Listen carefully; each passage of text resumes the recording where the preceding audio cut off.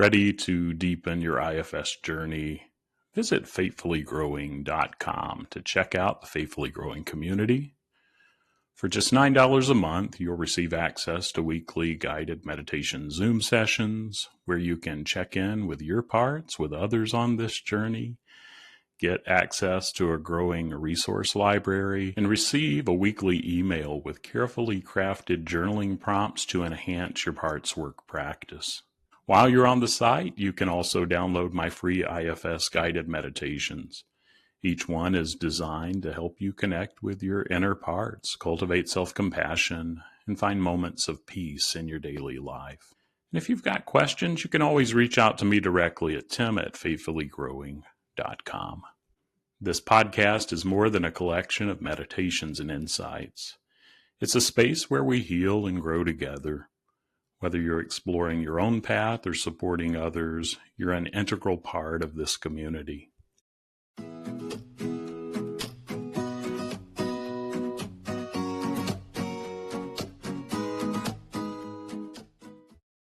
Welcome back to IFS Meditations and Insights. I'm Tim Fortescue, your guide on this journey toward wholeness through the lens of internal family systems.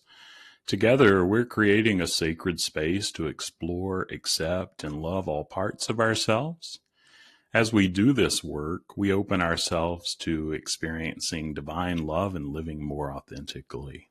Let's begin.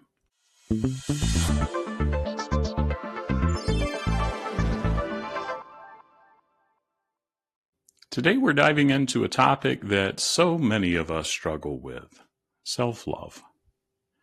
It's easy to show kindness to others, but how often do we extend that same kindness to ourselves?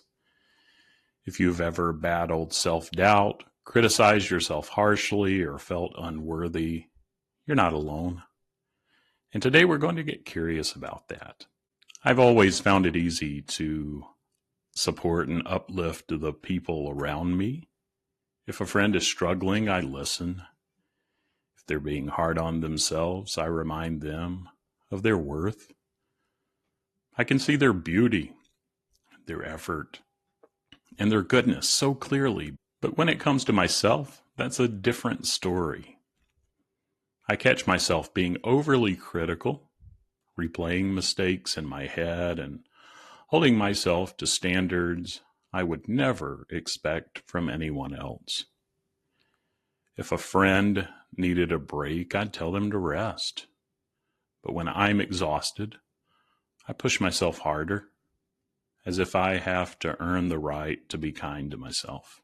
When I'm talking to others who may be feeling down, or clients who are feeling down, I realize I'm not practicing what I preach.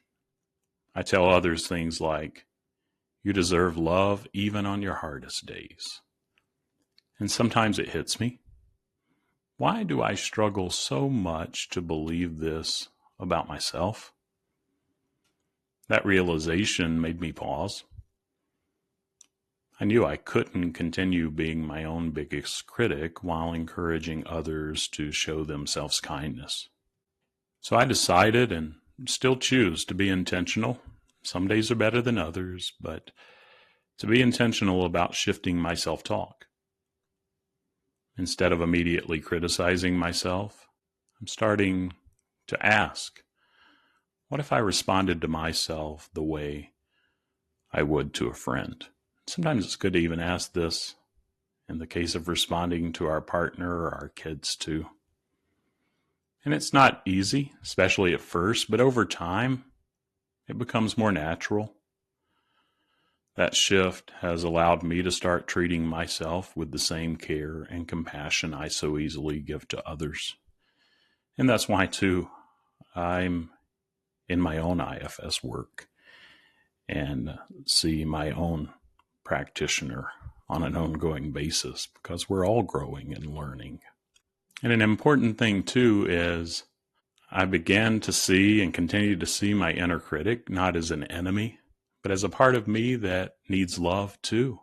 Instead of pushing that part away, I listen. I acknowledge its fears and reassure it with kindness rather than judgment. So what exactly is self-love? Self-love isn't about being perfect or always feeling confident. It's about accepting yourself, flaws, mistakes, and all. It's about realizing that you're inherently worthy just as you are. A big part of self-love is how we talk to ourselves. We all have an inner critic, maybe many of them, but we also have an inner nurturer, the voice that reminds us we're enough. Which voice do you listen to more? And remember, the inner critic isn't something to silence.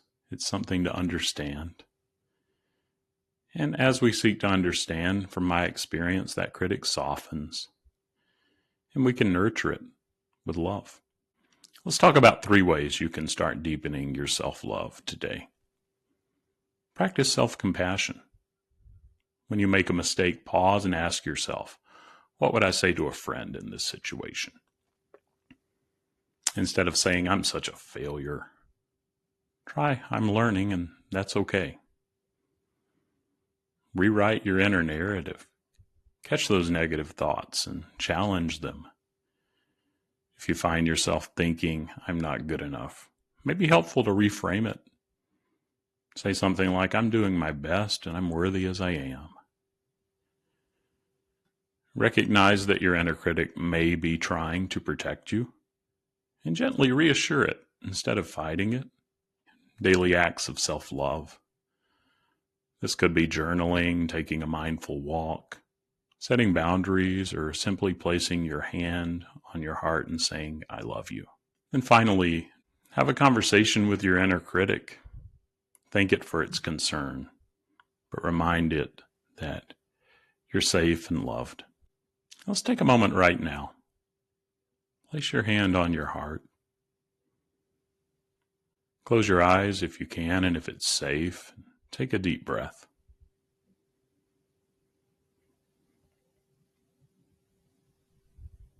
Now say this to yourself.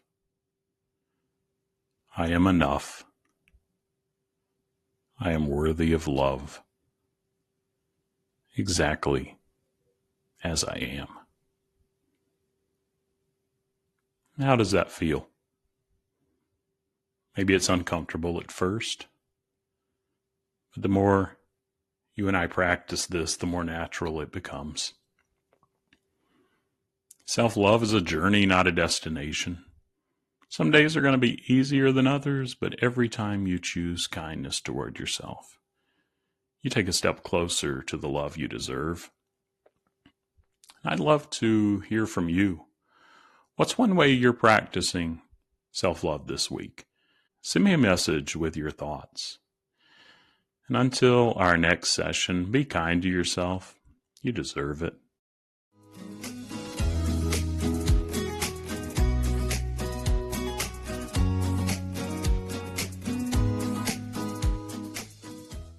That wraps up another episode of IFS Meditations and Insights. If you found value in today's session, please follow, subscribe, and share with others who might benefit. Your positive review helps more people discover this healing work. For more IFS meditations and resources, visit exploreifs.com. Thank you for being part of this community. Remember to approach yourself and others with compassion.